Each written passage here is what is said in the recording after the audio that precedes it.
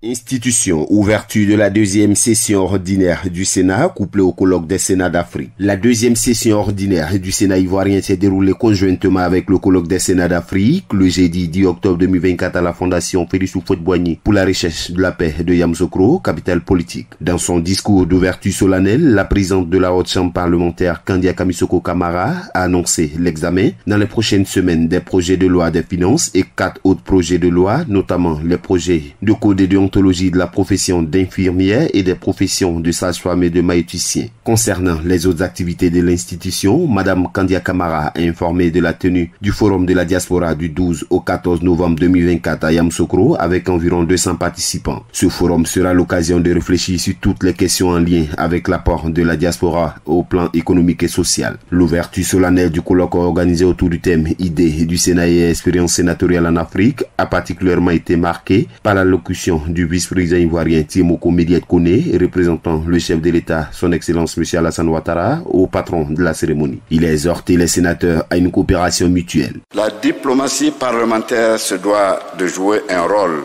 important dans le rapprochement des peuples et le règlement pacifique des conflits. Non seulement en Afrique, mais aussi dans le monde. Il s'agit là d'un devoir de solidarité internationale dont l'objectif est de prévenir les conséquences souvent dramatiques des crises et des conflits armés dont les populations sont les premières victimes. Plus que jamais, notre continent, l'Afrique, a besoin de paix et de sécurité. Tiemoko Médiet s'est dit convaincu que le partage de compétences et la mise en commun des intelligences seront essentiels pour relever les défis du temps. Cette cérémonie a également été meublée par les interventions des présidents des Sénats d'Afrique et celui du Sénat de France, M. Gérard Lacher, invité d'honneur de la cérémonie. Pour le président du Sénat français, les Sénats sont utiles pour le développement des sociétés africaines. Les associations qui regroupent nos Sénats dans un continent sont des facteurs d'apaisement politique, de paix sociale et de dialogue.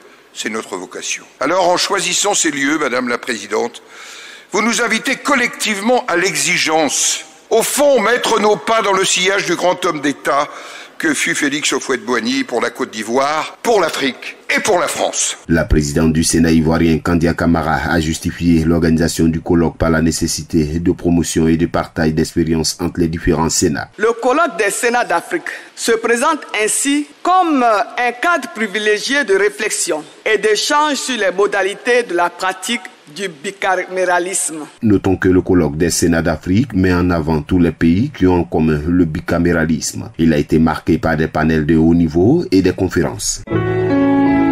APRA, Agence Presse Radio et Audio.